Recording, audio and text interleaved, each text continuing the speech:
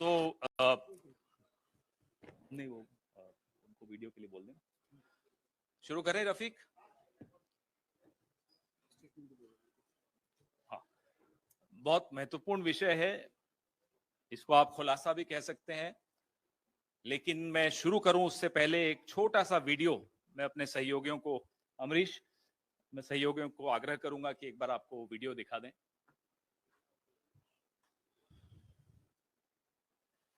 मैं आपको भेज रहा हूं स्टेटमेंट।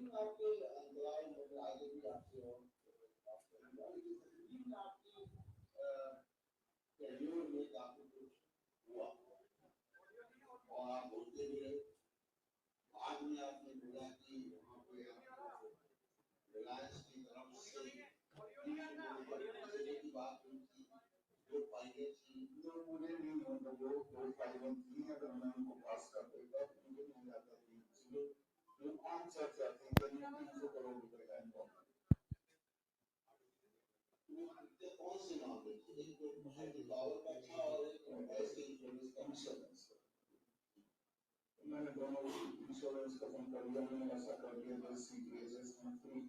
इसमें सरकारी कर्मचारी से 8.5 लाख रुपए साथ दिया गया था और रिटायर्ड से 20 लाख रुपए दिया गया। आपने कहा कि आरएसएस का कोई व्यक्ति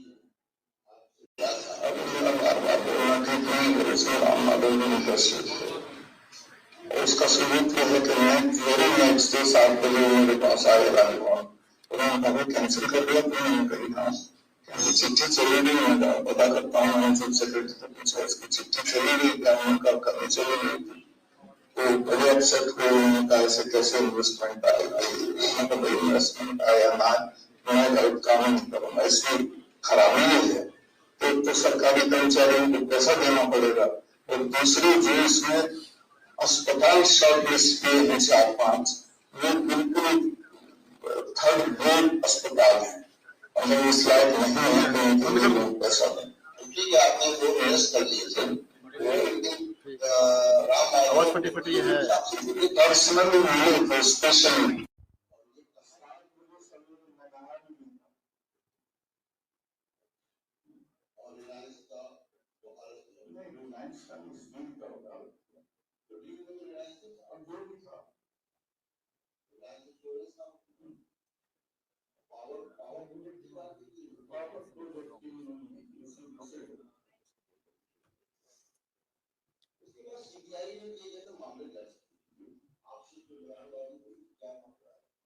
मेरे खिलाफ तो दर्ज नहीं किया कि उन्होंने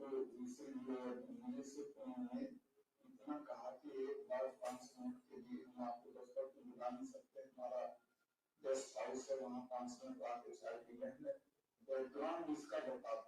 मैं क्या मैंने सही बता दिया, ये लोग हैं और ये सब माननीय प्रधानमंत्री के लोग, आपकी बात आपने देखा सतपाल मलिक जी एक संवैधानिक पद पर आसीन थे अभी कुछ वक्त पहले तक, एक बहुत महत्वपूर्ण खुलासा नाम लेकर कर रहे हैं। आरएसएस के एक वरिष्ठ नेता राम माधव का उन्होंने स्पष्ट तौर पे नाम लिया, प्रधानमंत्री के करीबी से जुड़े हुए ये शब्द सतपाल मलिक जी के हैं। इस इंटरव्यू में तो उन्होंने पूरा खुलासा करके नाम लिया है। 2021 में उन्होंने सिर्फ इतना कहा था कि आरएसएस के एक वरिष्ठ नेता मेरे पास आए थे और कोई डील लेकर आए थे। 2021 में जब इन्होंने ये खुलासा किया, अक्टूबर 2021 की बात थी कि 300 करोड़ रुपए की घूस की पेशकश आरएसएस के एक वरिष्ठ पदाधिकारी ने उनको की थी। तब राम माधव ने आगे बढ़कर कहा था कि ये इशारे में मेरे लिए कह रहे हैं, मैं कानूनी कार्रवाई करूंगा। आज 2023 की अप्रैल है, क्या कानूनी कार्रवाई की राम माधव ने? अगर की तो आप सबके माध्यम से साझा करें वो जानकारी। ये सवाल उठाते हुए उन्होंने ना केवल राष्ट्रीय स्वयंसेवक संघ का नाम लिया, उन्होंने प्रधानमंत्री का भी नाम लिया है। ये छोटी बात नहीं है, बहुत गंभीर बात है, क्योंकि सतपाल मलिक कोई कांग्रेस के नहीं है, 2 दशक से भारतीय जनता पार्टी के वरिष्ठ नेताओं की श्रेणी में उनका नाम आता है और आपके इतने चहेते हैं या थे कि आपने उनको जम्मू कश्मीर जैसे संवेदनशील राज्य का राज्यपाल बनाया आज से कुछ साल पहले, और वो भी ऐसे दौर में बनाया जब आप 370 हटा रहे थे, आपको अपना एक विश्वास पात्र व्यक्ति वहां चाहिए था और आपने उनको वहां लगाया। अगर आपका अपना चहेता व्यक्ति संवैधानिक पद पर जो आसीन रहा हो वो किसी का नाम ले रहा हो तो 2 ऑप्शंस हैं आपके पास, या राम माधव और प्रधानमंत्री खुद इन पर मानहानि का दावा करें सतपाल मलिक जी पर, और या फिर राम माधव पर कार्रवाई करें। कोई तीसरा इसमें ऑप्शन बचता नहीं है, दोनों में से एक सच बोल रहा है, पता लग जाएगा कौन सच बोल रहा है। अब सतपाल मलिक जी को राज्यपाल आपने बनाया, पिछले 2 दशक से आपकी पार्टी के वरिष्ठ नेता हैं, संवेदनशील राज्य का आपने उनको राज्यपाल बनाया। आज सतपाल मलिक जी कहां हैं?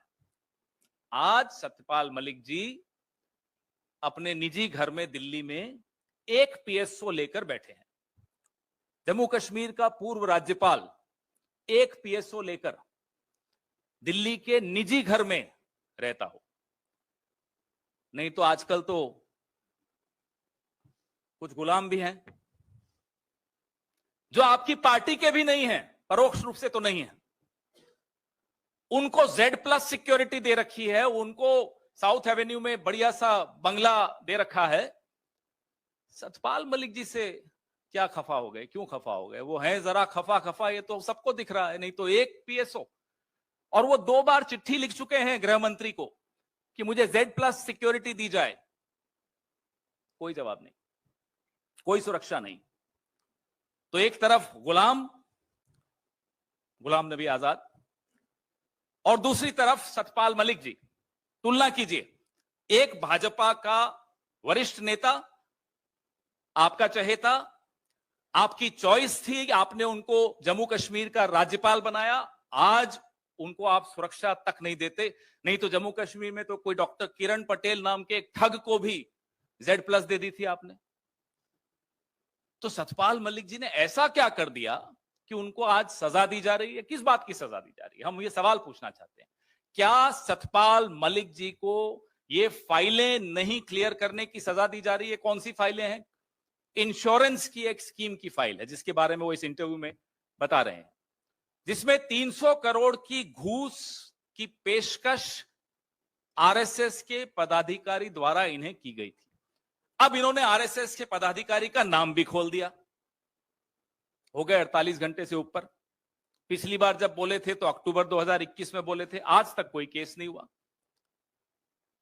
तो कौन इस बात को दबा रहा है? कौन इस बात से डरा हुआ है? कौन इस बात की सजा सतपाल मलिक जी को दे रहा है?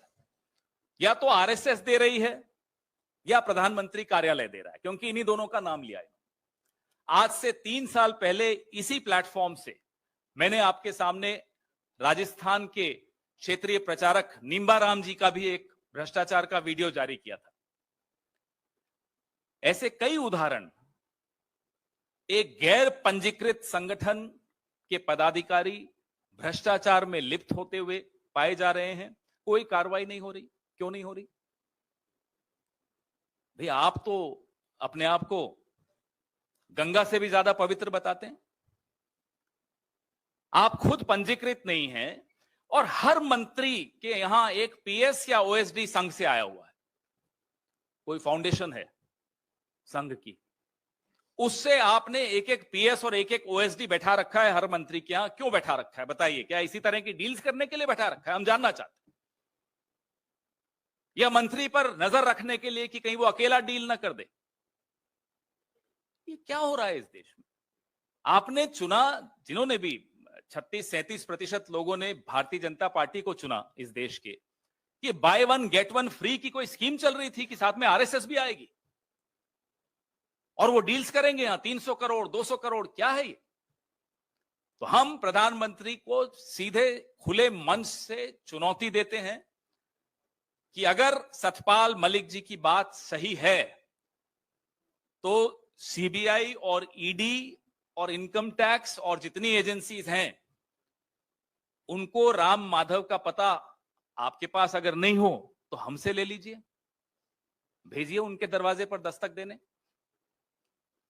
और प्रधानमंत्री से जुड़े हुए और कौन से लोग हैं जिनके बारे में सतपाल मलिक जी इस इंटरव्यू में कह रहे हैं, उन सबके खिलाफ कार्रवाई होनी चाहिए। आपने तो उल्टे सतपाल मलिक को ही सजा दे दी, उनकी सुरक्षा छीन ली, उनसे नौकरी छीन ली, घर बैठा दिया। और अगर सतपाल मलिक जी झूठ बोल रहे हैं तो उनके खिलाफ मानहानि का दावा राम माधव भी करे, संघ भी करे और प्रधानमंत्री कार्यालय भी करे, क्योंकि तीनों बदनाम हो रहे हैं। यह खुली चुनौती है और अगर इस चुनौती पर ये चुप हैं तो आप समझ लीजिए कि जिसको सजा देनी थी उसको सजा दे दी, जिसको बचाना था उसको बचाया जा रहा है। इसी मुद्दे पर आपके सवाल हों तो कृपा रहेगी। मुझे मालूम है आप लोग बड़े आतुर हैं कुछ और बात करने के लिए।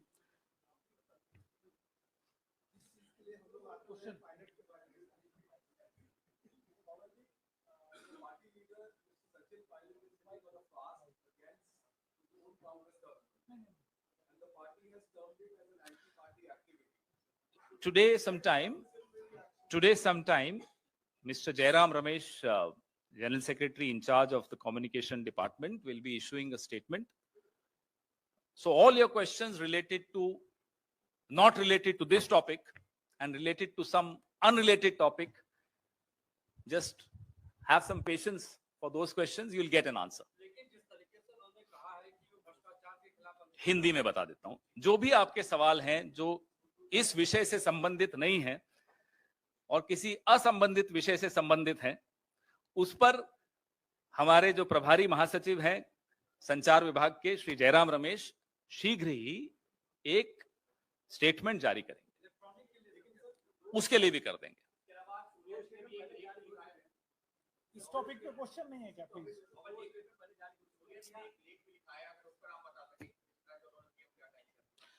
जो उस लेख में रवि थोड़ी देर बाद आपसे बात करें, जो उस लेख में वर्णित किया गया है, आज की स्थिति ठीक उतनी ही भयावह है। जो खतरे के बादल हम सोचते थे मंडरा रहे हैं लोकतंत्र पे, वो बादल अब पूरी तरह से बरस रहे हैं लोकतंत्र पे और उसका नुकसान, उसका खामियाजा देश के हर कोने में दिखाई दे रहा है, हर संस्था पे दिखाई दे रहा है। ऐसे में जो राजनीतिक चुनौती विपक्ष के सामने है, उस चुनौती की जिम्मेदारी कांग्रेस पार्टी भली भांति समझती है और उस जिम्मेदारी का निर्वहन करने के लिए कांग्रेस पार्टी सदैव तत्पर रहेगी।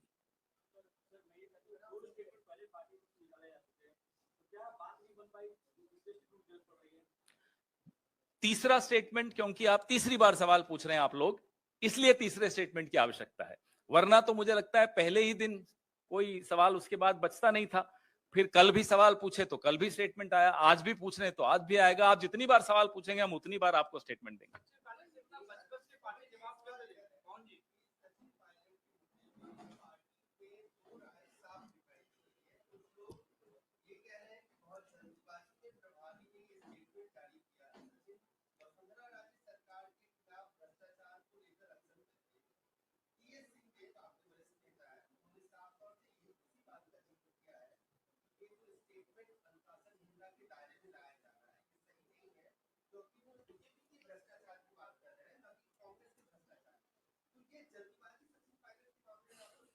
जैसा मैंने कहा, मैं फिर से दोहराता हूं, अब तीसरी भाषा मेरे को आती है लेकिन शायद वो आपको नहीं आती होगी, तो मैं हिंदी में ही बता देता हूं। इस विषय से जो मुद्दा संबंधित नहीं है उस पर हमारे प्रभारी महासचिव श्री जयराम रमेश शीघ्र ही एक वक्तव्य जारी करेंगे।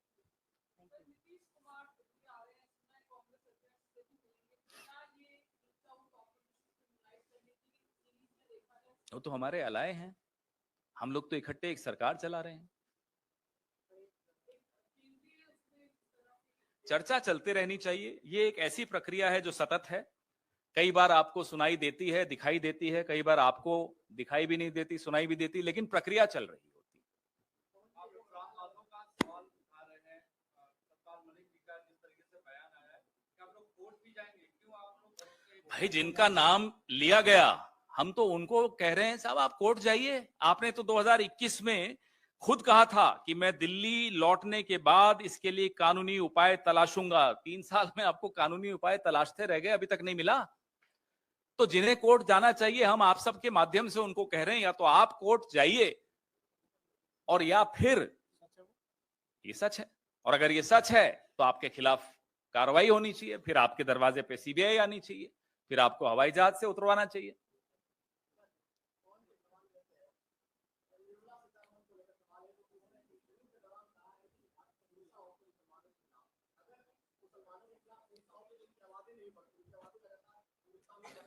निर्मला जी को जितनी जानकारी जिस विषय पर है उस पर ही नहीं बोल पाती, तो उनके लिए मैं उन पर क्या टिप्पणी करूं। बाहर जाके उन्होंने कुछ बोला है तो उस पर मैं कोई टिप्पणी नहीं करूंगा।